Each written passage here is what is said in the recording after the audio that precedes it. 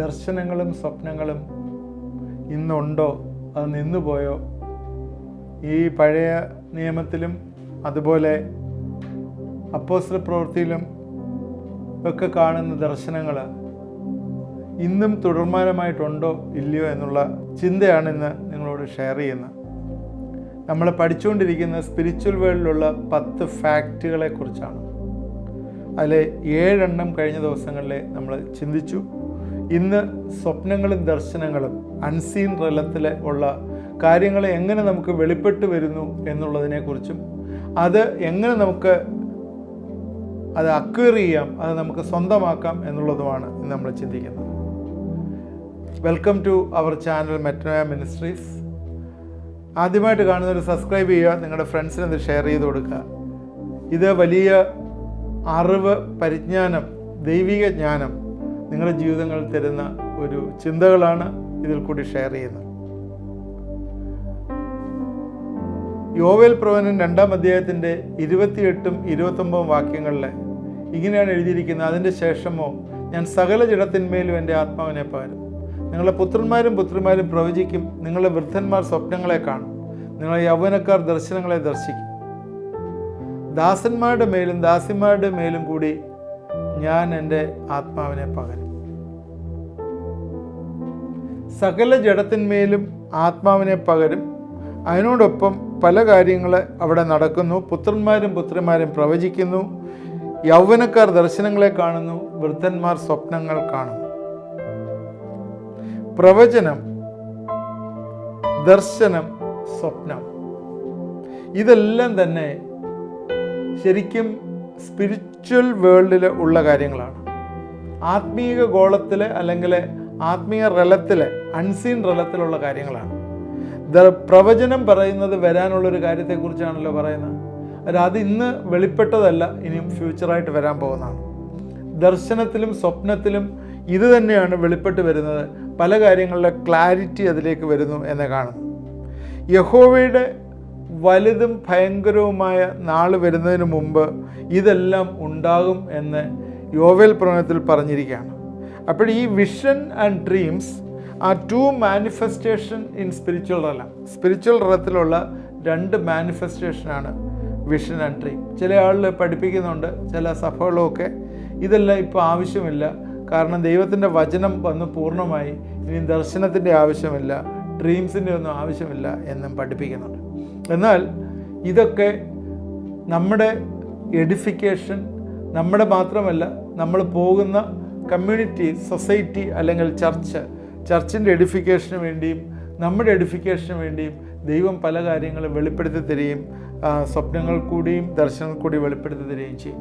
അത് എന്തുകൊണ്ടാണ് നടക്കാത്തതെന്നും അത് എങ്ങനെയാണ് വരുന്നതെന്നും ഒക്കെ നമ്മൾ ഈ എപ്പിസോഡിൽ തന്നെ നമ്മൾ പഠിക്കും. അപ്പോസ്തല പ്രവൃത്തി 2-ാം അധ്യായത്തിൻ്റെ 1-ാം വാക്യം തൊട്ടാണ് മാളിക മുറിയിൽ ശിഷ്യന്മാർ കൂടിയിരുന്ന്, അപ്പോസ്തലന്മാർ കൂടിയിരുന്ന് പ്രാർത്ഥിച്ചുകൊണ്ടിരുന്ന സമയത്തെ യോവേൽ പ്രവചനം അവിടെ നിവൃത്തിയാകുന്നതായിട്ട് നമ്മൾ കാണും. യോവേൽ പ്രവചനത്തിൽ പറഞ്ഞിരിക്കുന്ന ഈ കാര്യം എന്ന് പറഞ്ഞാൽ സകല ജഡത്തിന്മേലും ആത്മാവിനെ പകരുന്ന കാര്യം അവിടെ സംഭവിക്കുകയാണ്. അന്ന് അവിടെ കൂടിയിരുന്ന ആളുകൾ അന്യഭാഷകൾ സംസാരിക്കുകയും അനേകം ആളുകൾ അന്ന് യേശുവിനെ രക്ഷകനും കർത്താവുമായി സ്വീകരിച്ച് സ്നാനപ്പെട്ട് അന്ന് ആ സഭയോട് ചേർന്നായിട്ട് നമ്മൾ കാണും. ഇന്ന് അതിൻ്റെ ആവശ്യമുണ്ടോ എന്നുള്ളൊരു ചോദ്യം നമ്മുടെ മുമ്പിലിരിക്കുകയാണ്. ഇതെല്ലാം അവിടെ ഉണ്ടല്ലോ, ഇനിയിപ്പോൾ എന്തിനാണ് ദർശനം, എന്താണ് സ്വപ്നം എന്നൊക്കെ ഉള്ളത്. ഞാൻ നിങ്ങളോട് പറയാനായിട്ട് ആഗ്രഹിക്കുന്ന കാര്യം, ഈ സകല ജഡത്തിന്മേലും ആത്മാവിനെ പകരും എന്ന് പറഞ്ഞത് സകല ജഡവും അന്ന് അവിടെ ഇല്ലായിരുന്നു. ഈ വേൾഡിൽ ആത്മാവിനെ പകരും എന്നതിനേക്കാൾ ഉപരിയായിട്ട് അപ്പോൺ ഓൾ ഫ്ലഷ്, ഇനി ജനിക്കാൻ പോകുന്ന ആത്മാവിലും ജനങ്ങളിലും ആത്മാവിനെ പകരേണ്ട ആവശ്യമുണ്ട്. ഈ ജനിക്കാൻ പോകുന്ന ആളുകളിലും ഈ പുത്രന്മാരും പുത്രിമാരും പ്രവചിക്കേണ്ടതായിട്ടുള്ള ആവശ്യമുണ്ട്. ഈ ജനിക്കാൻ പോകുന്ന ആളുകളിലും അവർ പ്രായമായ ശേഷം വൃദ്ധന്മാർ സ്വപ്നങ്ങളെ കാണണം, യൗവനക്കാരുടെ ദർശനങ്ങളെ കാണേണ്ട ആവശ്യമുണ്ട്. ഇതൊരു കണ്ടിന്യൂസ് പ്രോസസ്സാണ്, അത് തീരുന്നില്ല. ടിൽ ജീസസ് ക്രൈസ്റ്റ് റെയിൻസ്, യേശു ഇവിടെ വാഴുന്നത് വരെ, 1000 ആണ്ട് വാഴ്ച വരെ ഇത് തുടർമാനമായിട്ട് ഇതുണ്ടാകും എന്നുള്ള സത്യമാണ്. കാരണം നമ്മൾ ആരും തന്നെ ആത്മാവിൽ പൂർണ്ണത പ്രാപിച്ചിട്ടില്ല. നമ്മുടെ ദേഹി ഇതുവരെയും പൂർണ്ണത ആയിട്ടില്ല. ദേഹി പൂർണ്ണമാവുന്ന മരണത്തോടുകൂടി മാത്രമാണ്. അതുവരെ ദേഹി പൂർണ്ണമാവുന്നില്ല. ഡെയിലി ട്രാൻസ്ഫോർമേഷൻ നടക്കുകയാണ്. അപ്പോൾ ഇവിടെ എല്ലാം തന്നെ രൂപാന്തരം ആവശ്യമാണ്. അതിന് ഈ ദിവസങ്ങളിലെ ആത്മാവിൻ്റെ പ്രവർത്തനം ആവശ്യമാണ്, ദർശനങ്ങൾ ആവശ്യമാണ്, സ്വപ്നങ്ങൾ ആവശ്യമാണ്. ഇനി ഇത് ദൈവത്തിൽ നിന്നാണോ പിശാചിൽ നിന്നാണോ എന്നൊക്കെ ഉള്ളത് വേറെ വിശകലനം ചെയ്യേണ്ട ചിന്തയാണ്. എന്നാൽ യോവേൽ പ്രവചനം അവിടെ നിവർത്തിയായ ഒരു പാർഷ്യലായിട്ടുള്ള ഒരു നിവർത്തീകരണമാണ്. അത് ഈ തലമുറയിലും നിവർത്തിച്ചുകൊണ്ടേ ഇരിക്കുന്നു എന്ന് നമ്മൾ മനസ്സിലാക്കുക. ഇന്ന് ആഗ്രഹിക്കുന്ന എല്ലാവർക്കും സ്വപ്നങ്ങളും ദർശനങ്ങളും കാണാം. ദർശനം കാണുന്നത് ഉണർന്നിരിക്കുമ്പോഴാണ്, അല്ലേ? ഉണർന്നിരിക്കുമ്പോഴാണ് ദർശനം കാണുന്നത്, ഉറങ്ങിയിരിക്കുമ്പോഴല്ല. എന്ന് വെച്ചാൽ നമ്മളൊരു വേറെ രീതിയിൽ പറഞ്ഞാൽ നമ്മളൊരു ട്രാൻസ് സ്റ്റേജിലേക്കാകും. മൈൻഡ് വിൽ ബ്ലൈൻഡ്, എന്നാൽ മനസ്സങ്ങ് ഉറങ്ങുന്നത് പോലെയാവും. So you will see vision in your spirit. നിങ്ങളുടെ ആത്മാവിൽ നിങ്ങൾ ദർശനത്തെ കാണും. ആ മെസ്സേജ് ദൈവം തരുന്ന മെസ്സേജാണ്. ഡാനിയലിൻ്റെ പുസ്തകം 10-ാം അധ്യായത്തിൻ്റെ 7 തൊട്ട് 21 വരെയുള്ള വാക്യങ്ങളിൽ ഈ സ്വപ്നത്തെക്കുറിച്ച് പറയുന്ന ഭാഗങ്ങളുണ്ട്. സ്വപ്നം കാണുന്നതെല്ലാം ഉറങ്ങുമ്പോഴാണ്. എല്ലാം ഡ്രീം ചെയ്യുന്നു. ദൈവത്തിൽ നിന്നാണോ എന്ന് അത് വിശകലനം ചെയ്യേണ്ട ആവശ്യമുണ്ട്.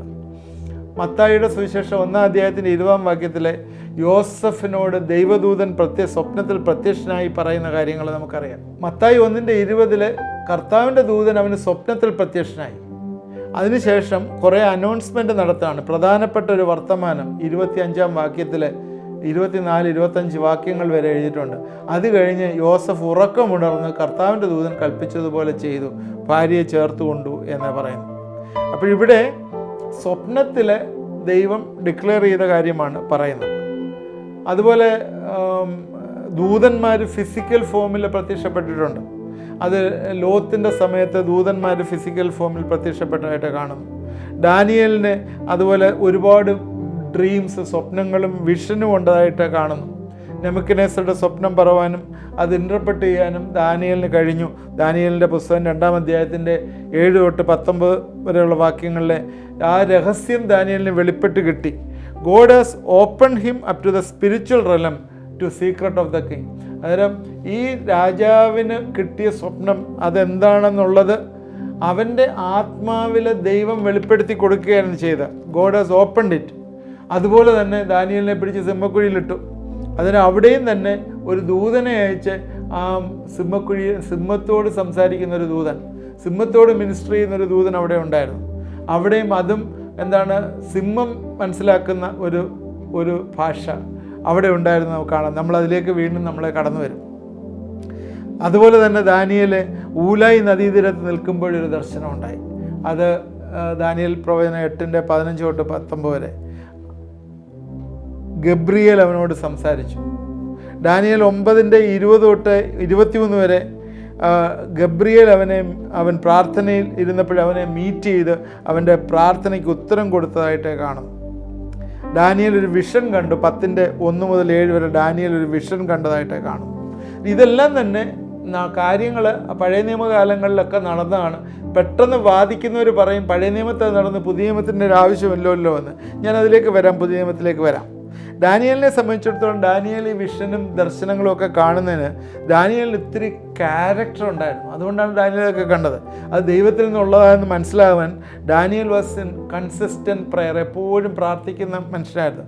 ഡാനിയേൽ 6:10 എന്തെങ്കിലും നെഗറ്റീവായിട്ട് വരുമ്പോൾ മാത്രമല്ല, എല്ലാ സാധാരണ ചെയ്യുന്ന പോലെ യെരുശലേമിലേക്ക് കിളിവാതിലുകളെ തുറന്നിട്ട് സാധാരണ ചെയ്യുന്ന പോലെ നന്ദിയോട് സ്തോത്രത്തോടുകൂടി അവന് 3 നേരം പ്രാർത്ഥിക്കുന്ന ഒരു അനുഭവം ഉണ്ടായിരുന്നു. ഡാനിയേൽ ഫാസ്റ്റ് ചെയ്യുന്നൊരു മനുഷ്യനായിരുന്നു. ഡാനിയേൽ മറ്റുള്ള ഭക്ഷണത്തോട് ഇടറ് കലരാതെ ഭോജനങ്ങൾ രാജാവിൻ്റെ ഭോജനത്തോട് മിക്സ് ചെയ്യപ്പെടാതെ ലേവ്യ തത്വമനുസരിച്ച് ഭക്ഷണം കഴിക്കുകയും ഫാസ്റ്റ് ചെയ്യുകയും ചെയ്യുന്ന ഒരു മനുഷ്യനാണ് ഡാനിയേൽ 1:8. അതുപോലെ തന്നെ ഡാനിയേൽ തന്നെത്താനെ വിശുദ്ധീകരിക്കുന്ന ഒരു മനുഷ്യനാണ്. ഈ പ്യൂരിഫൈഡ് ഹിംസെൽഫ് ഡാനിയേൽ 10:12. അതുകൊണ്ടൊക്കെയാണ് ദൈവം അവനെ വെളിപ്പെടുത്തി കൊടുക്കുന്ന സ്വപ്നം വെളിപ്പെടുത്തി കൊടുക്കുകയും ദർശനങ്ങൾ കൊടുക്കുകയും ചെയ്യുന്നു. ഇനിയും വേറൊരു മനുഷ്യനുണ്ടായിരുന്നു. ഈവൻ ഒരു പ്രവാചകൻ പ്രാർത്ഥിച്ചു കഴിഞ്ഞപ്പോഴേ, ഒരു ദൈവദാസൻ പ്രാർത്ഥിച്ചു കഴിഞ്ഞപ്പോഴേ അവനിലെ ലെസ്റ്റ് ഉണ്ടായിട്ട് പോലും അവൻ്റെ കണ്ണ് തുറന്ന് അത് കാണുന്നു. വേറെ ആരുമല്ല, ഗേഹസിയാണ്. 2 രാജാക്കന്മാർ 6:8 മുതൽ 18 വരെയുള്ള വാക്യങ്ങളിലെ ഗേഹസിയുടെ കണ്ണ് തുറന്നു. ആ ആത്മീയമായിട്ടുള്ള തേരും തേരാളിയും അഗ്നിരഥങ്ങളെയും കാണുവാനായിട്ട് കണ്ണ് തുറന്നു. അവിടെ നമ്മൾ കാണുന്നത് ഗേഹസിയുടെ കണ്ണ് അൺസീൻ റലത്തിൽ കാണാനായിട്ട് ഗേഹസിക്ക് സാധ്യമായി. കാരണം എന്താണ്? ഒരു അനോയിൻറ്റഡ് ആയിട്ടുള്ളൊരു മനുഷ്യനെ അവന് വേണ്ടി പ്രാർത്ഥിച്ചപ്പോഴേ അവൻ്റെ കണ്ണ് തുറന്നതായിട്ട് കാണുന്നു. ഇന്നും ഇതുപോലെ ആവശ്യമാകുന്നു. ശരിക്കും most people receive prayer are not imparted because they have not invested anything. ഇന്ന് നമ്മൾ പലപ്പോഴും ചിന്തിക്കുന്നത് നമുക്ക് സ്വപ്നങ്ങളും ദർശനങ്ങളും കാണാൻ സാധിക്കാത്ത കാര്യം നമ്മുടെ ജീവിതത്തിലെ ഈ ആത്മീയമായിട്ടുള്ള ഉപകരണങ്ങൾ നമ്മൾ ഇൻവെസ്റ്റ് ചെയ്തിട്ടില്ല. നമ്മുടെ വെസലുണ്ടല്ലോ, ഈ എർത്തേൺ വെസൽ, നമ്മുടെ ഈ ശരീരം, അതിനകത്ത് വേണ്ടതായിട്ടുള്ള ഇൻവെസ്റ്റ്മെൻറ്റ് നമ്മൾ നടത്തിയിട്ടില്ല. ഇൻവെസ്റ്റ്മെൻ്റ് എന്ന് പറഞ്ഞാൽ നേരത്തെ പറഞ്ഞു, പ്രാർത്ഥന, കൺസിസ്റ്റൻറ്റ് പ്രാർത്ഥനയില്ല, ഫാസ്റ്റിംഗ് ഇല്ല, ദൈവത്തിനും ദൈവത്തിൻ്റെ വചനം നിറയ്ക്കുന്നില്ല. അതുകൊണ്ട് പലപ്പോഴും ദൈവത്തിനൊന്നും പറയാൻ പറ്റാതെ വരുന്നത് എന്ന് കാണുന്നു.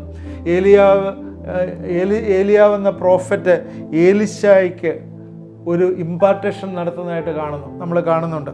അത് ഏലിശയെ സംബന്ധിച്ചിടത്തോളം ഹി വാസ് ഇൻവെസ്റ്റഡ്. അവൻ എന്താ ചെയ്തേ? അവൻ്റെ കോപ്പുകളെ, അവൻ്റെ കൃഷി സാധനങ്ങളെല്ലാം വെട്ടി കത്തിച്ച്, കാളകളെയൊക്കെ കൊന്ന് കറി വെച്ച് അതെല്ലാം കൊടുത്തിട്ട് അവന് ഇറങ്ങി ഓടുകയാണ്. എങ്ങോട്ടാണ് ഓടുന്നത്? പ്രവാചകൻ്റെ പുറകെ ഓടുന്ന ഒരു ഏലിശ. അവൻ്റെ ലൈഫ് അതിനുവേണ്ടി ഇൻവെസ്റ്റ് ചെയ്തു. അതുകൊണ്ടാണ് അവന് ദർശനങ്ങളും അവന് ശക്തിയും ഒക്കെ വരുന്നത്.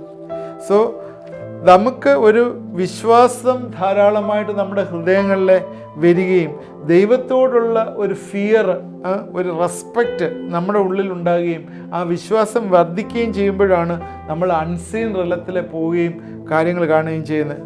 കൊർന്നല്യോസ് എന്ന് പറഞ്ഞൊരു മനുഷ്യനെക്കുറിച്ച് അറിയാം. അപ്പോസ്തലപ്രവൃത്തി 10:1 മുതൽ 8 വരെയുള്ള വാക്യങ്ങളിലെ അവൻ ദൈവത്തിലെ ഒരു ഡിവോട്ട് മാനായിരുന്നു, ദൈവഭയമുള്ള മനുഷ്യനായിരുന്നു. അവന് അന്നത്തെ അനുസരിച്ച് അവനെ പാവങ്ങളെ സഹായിക്കുകയും അവന് ഒരുപാട് സമയം പ്രാർത്ഥിക്കുകയും ഒക്കെ ചെയ്യുന്നൊരു മനുഷ്യനായിരുന്നു. അതിനകത്ത് എഴുതിയിട്ടുണ്ട് അപ്പോസ്തലപ്രവൃത്തി 10:1 മുതൽ 8 വരെയുള്ള വാക്യങ്ങളിലെ അവന് ഒരു അൺസീൻ റലത്തിലേക്ക് പോയതായിട്ട് കാണുന്നു. സ്റ്റീഫനെ സംബന്ധിച്ചിടത്തോളം സ്റ്റീഫൻ അപ്പോസ്തലപ്രവൃത്തി 7:54 മുതൽ 60 വരെ അവനൊരു അൺസീൻ റിലത്തിൽ ചെന്നിട്ട് അവനെ കൊല്ലുകയായിരുന്നു. അവന് സഭയ്ക്ക് വേണ്ടി നിൽക്കുമ്പോഴവനെ കൊല്ലുകയായിരുന്നു. യേശുക്രിസ്തു വരെ എഴുന്നേറ്റ് നിൽക്കുകയായിരുന്നു അവൻ്റെ സ്റ്റീഫൻ്റെ ആത്മാവിനെ സ്വീകരിക്കാൻ. Stephen was full of holy spirit. അവൻ പരിശുദ്ധാത്മാവിൻ നിറഞ്ഞ മനുഷ്യനായിരുന്നു. Stephen was prayerful. അവൻ പ്രാർത്ഥിക്കുന്ന മനുഷ്യനായിരുന്നു. Stephen was forgiving. അവൻ്റെ ശത്രുക്കൾക്കെതിരായിട്ട് അവൻ ഫോർഗീവ് ചെയ്യുന്ന മനുഷ്യനായിരുന്നു. Stephen was full of faith. Stephen ശക്തിയോടുകൂടി അവൻ്റെ വിശ്വാസത്തിൽ ബലപ്പെട്ടു നിന്നൊരു മനുഷ്യനായിരുന്നു. Stephen was honest and full of wisdom. പരിജ്ഞാനവും സത്യസന്ധതയുമുള്ള മനുഷ്യനായിരുന്നു. അതുകൊണ്ട് എന്താണ്, ഇങ്ങനെയുള്ള മനുഷ്യരാണ് അൺസീൻ റലത്തിലുള്ള കാര്യങ്ങളെ കാണാനായിട്ട് പറ്റുന്നത്. ബൈബിളിൽ ഒരുപാട് റെഫറൻസ് ഉണ്ട്. ഞാൻ അതിലേക്കൊന്നും കടന്നു പോകുന്നില്ല. ഞാൻ ചുരുക്കി പറയാം. യോസഫ് അൺസീൻ റലത്തിൽ പോയി കണ്ടതാണ് സ്വപ്നങ്ങൾ, അല്ലെങ്കിൽ സ്വപ്നങ്ങളോ ദർശനങ്ങളോ കണ്ട്. മേരി, മറിയ കണ്ടു. ഓൾഡ് ടെസ്റ്റ്മെൻറ്റിലെ പഴയ നിയമത്തിലെ യാക്കോബ് കണ്ടു. ഏലിയ കണ്ടു. മോശ കണ്ടു. ഗിദെയോൻ കണ്ടു. സെക്കരിയാവ് കണ്ടു. പൗലോസ് കണ്ടു. യെശയ്യാവ് കണ്ടു. എസ്കേൽ കണ്ടു. പീറ്റർ കണ്ടു. യോസഫ് കണ്ടു. സോളമൻ കണ്ടു. ജോൺ കണ്ടു. പീറ്റർ, ജെയിംസ്, ജോൺ കണ്ടു. സെക്കരിയാവ് കണ്ടു. അനന്യാസ് കണ്ടു. അബ്രഹാം കണ്ടു. ഇതിൽ കൂടുതലൊക്കെ എന്തോ പറയണ്ടേ? ഇത്രയും പേർക്ക് ദർശനങ്ങളോ സ്വപ്നങ്ങളോ കാണാമെങ്കിൽ നിങ്ങൾക്കും എനിക്കും ഇന്നും ഈ ദർശനവും സ്വപ്നവും കാണാം.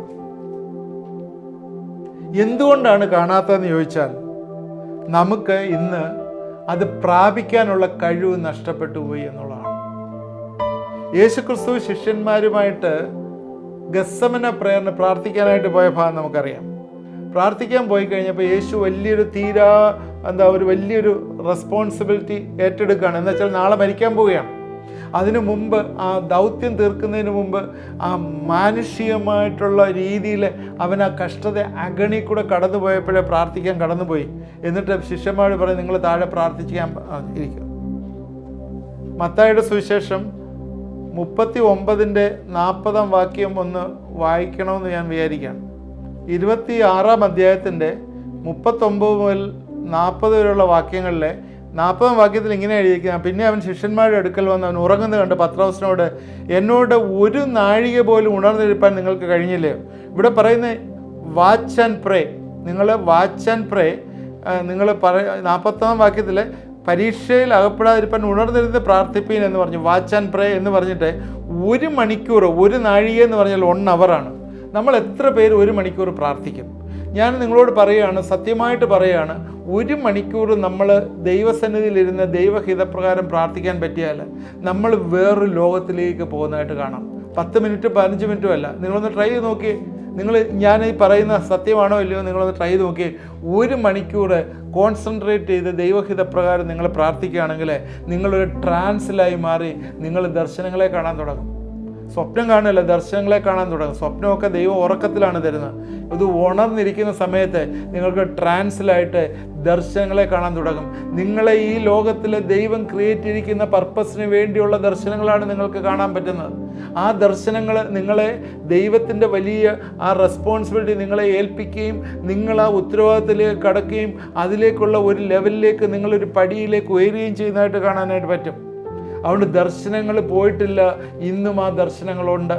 അതുകൊണ്ട് നിങ്ങളെ സംബന്ധിച്ചിടത്തോളം, എന്നെ സംബന്ധിച്ചിടത്തോളം, നമ്മൾ ഈ പറഞ്ഞതുപോലെ 1 മണിക്കൂറെങ്കിലും ആൻ അവർ ഓഫ് പ്രെയർ, ഇവിടെ 1 നാഴിക പോലും നിങ്ങൾക്ക് ആദ്യം പോയി എന്താ ഉറങ്ങിപ്പോയി, രണ്ടാമത് പോയി പിന്നെ ഉറങ്ങിപ്പോയി, മൂന്നാമത് പറഞ്ഞു മൈ ടൈം ഹാസ് കം, ഇനി ഞാൻ ആ മനുഷ്യപുത്രനെ ദുഷ്ടന്മാരുടെ കയ്യിൽ ഏൽപ്പിക്കാൻ പെടുന്നു. നിങ്ങൾക്ക് ഉറങ്ങാനേ അറിയുള്ളൂ. നമ്മൾ ഇന്ന് സുഖമായിട്ട് കയറിക്കിടന്നുറങ്ങുകയാണ്. രാത്രിയുടെ യാമങ്ങളിലൊക്കെ ദൈവം നമ്മളെ ഉണർത്തുന്ന സമയത്ത് നമ്മൾ എഴുന്നേറ്റിരുന്ന് പ്രാർത്ഥിക്കാൻ പറ്റിയാൽ, 1 മണിക്കൂറോ 2 മണിക്കൂറോ ഒക്കെ ഇരുന്ന് പ്രാർത്ഥിക്കാൻ പറ്റിയാൽ തീർച്ചയായും അവിടെ എല്ലാം നമുക്ക് കാണാൻ പറ്റുന്ന ഒരു വലിയ കാര്യം, ദൈവം തൻ്റെ സ്പിരിച്വൽ റലം തുറന്നുകൊണ്ട് നമുക്ക് ദർശനങ്ങളെ തരും. Unseen realm. ഈ അൺസീൻ റലം എന്ന് പറയുന്നൊരു കാര്യം ഇന്ന് സ്പിരിച്വൽ വേൾഡിലുണ്ട് എന്ന് നമ്മൾ മനസ്സിലാക്കണം. അത് മനസ്സിലാക്കുക, അതിലേക്ക് കയറി പോകാനായിട്ട് നമുക്ക് പ്രാർത്ഥന ആവശ്യമാണ്. ഈ പ്രാർത്ഥനയിൽ കൂടി മാത്രമേ നമുക്കത് കയറാനായിട്ട് പറ്റുള്ളൂ. അവിടെ ചെല്ലുമ്പോൾ നമുക്ക് പല ക്രീച്ചേഴ്സിനെ കാണാം, പല ജീവികളെ കാണാം. അവിടെ ചെല്ലുമ്പോൾ എന്തൊക്കെ ടൈപ്പ് ജീവികളാണ് ആ ജീവികൾ? ദൈവം നമ്മളെ സഹായിക്കുന്ന ജീവികളെയും കാണാം, നമ്മളെ എതിരായിട്ട് നിൽക്കുന്ന ജീവികളെയും കാണാം. അവിടെയൊക്കെ നമുക്ക് പല കാര്യങ്ങൾ ബ്ലോക്ക് ചെയ്യാനും നമുക്ക് പല കാര്യങ്ങൾ എൻഹാൻസ് ചെയ്യാനും പറ്റും എന്ന് നമ്മൾ മറന്നു പോരുത്. നമ്മൾ ഇങ്ങനെയുള്ള കാര്യങ്ങളെക്കുറിച്ച് ഫർദറായിട്ട് ചിന്തിക്കും. നിങ്ങൾ എന്നോടൊപ്പം ഉണ്ടാവണം. നിങ്ങൾ എന്നോടൊപ്പം ഉണ്ടായി ഇതിൻ്റെ പ്രാക്ടിക്കലായിട്ടുള്ള കാര്യങ്ങളെക്കുറിച്ച് നമുക്ക് ചിന്തിക്കുമ്പോൾ നമുക്ക് എങ്ങനെയാണ് ഈ ജീവികളെ നമുക്ക് ഇൻഫ്ലുവൻസ് ചെയ്യാൻ പറ്റുന്നത്, ഈ ജീവികൾ എങ്ങനെയാണ് അവരുടെ ഫ്രീക്വൻസീസ് നമ്മളിലേക്ക് വരുന്നത്, ഇതെല്ലാം നമുക്ക് പഠിക്കാനായിട്ട് പറ്റും. നമ്മൾ ഒരേ തീരുമാനം എടുക്കുമോ? 1 മണിക്കൂർ നമുക്ക് പ്രാർത്ഥിക്കാനായിട്ട് പറ്റുമോ? എന്നെ കണ്ടുകൊണ്ടിരിക്കുന്ന പ്രിയപ്പെട്ടവരെ, ഞാൻ വീണ്ടും നിങ്ങളോട് പറയുകയാണ്, നമുക്ക് ദർശനങ്ങളും സ്വപ്നങ്ങളും ഒന്നും പോയിട്ടില്ല. ഇന്ന് അതിലേക്ക് നമ്മൾ പ്രവേശിക്കണം. 1 മണിക്കൂർ ആൻ അവർ ഓഫ് പ്രയർ. എത്ര വേണമെങ്കിലും 1 മണിക്കൂർ കഴിഞ്ഞാൽ പിന്നെ 2-3 മണിക്കൂറൊക്കെ ഇരിക്കാം. നിങ്ങളൊന്ന് പ്രാർത്ഥനയിൽ ഇരുന്ന് നോക്കി. ദൈവം വെളിപ്പാടുകൾ തരുന്നതായിട്ട് കാണാം. ദൈവം റെവലേഷൻസ് തരും. ദൈവം വലിയ വലിയ വെളിപ്പാടുകൾ നിങ്ങളുടെ ജീവിതങ്ങളെക്കുറിച്ച് തരും. ഈ ചിന്തകൾ നമ്മളെ അനുഗ്രഹിക്കട്ടെ. നമുക്ക് പ്രാർത്ഥിക്കാം. ദൈവമായ കർത്താവേ, ഇത് കണ്ടുകൊണ്ടിരിക്കുന്ന എല്ലാവരും ഞങ്ങളെ ഏൽപ്പിച്ച് പ്രാർത്ഥിക്കുന്നു. ഈ ദിവസങ്ങളിൽ ഈ ഒരു അൺസീൻ റലത്തിലേക്ക് ഞങ്ങൾ കടന്നു പോകാനായിട്ട്, അവിടുത്തെ ക്രീച്ചേഴ്സിനെ, അവിടുത്തെ ജീവികളെ കാണുവാനായിട്ട് കർത്താവെ ഞങ്ങൾക്ക് ഒരുക്കിയിരിക്കുന്ന ആ വലിയ ഉത്തരവാദിത്തങ്ങളെ, ആ ഫോക്കസുകളെ ഞങ്ങൾ മനസ്സിലാക്കുവാനായിട്ട് കർത്താവെ നീ ഞങ്ങളെ സഹായിക്കണമേ എന്ന് പ്രാർത്ഥിക്കുന്നു. കർത്താവെ, പല സമയങ്ങളിലായിട്ട് ദൈവത്തിൻ്റെ വിളിക്കപ്പെട്ടവർക്ക് അനോയിൻറ്റിങ്, കർത്താവെ അഭിഷേകം ചെയ്തവർക്ക് ദൈവം പല കാര്യങ്ങളും വെളിപ്പെടുത്തി കൊടുത്തതായിട്ട് ഞങ്ങൾ കാണുന്നല്ലോ. കർത്താവെ, നിൻ്റെ സന്നിധിയിൽ ഫുൾ ഓഫ് ഹോളി സ്പിരിറ്റ് ആയിട്ട്, ഫുൾ ഓഫ് പ്രെയർ ആയിട്ട്, ഫുൾ ഓഫ് ഫോർഗിവിങ് ആയിട്ട്, ഫുൾ ഓഫ് ഫെയ്ത്തിൽ ഇരുന്ന് പ്രാർത്ഥിക്കുമ്പോഴേ ദൈവമേ നീ ഞങ്ങൾ പോകേണ്ടുന്ന വഴിയെല്ലാം നീ ഞങ്ങൾക്ക് വെളിപ്പെടുത്തി തരുന്ന ദൈവമായിട്ട് സ്തോത്രം.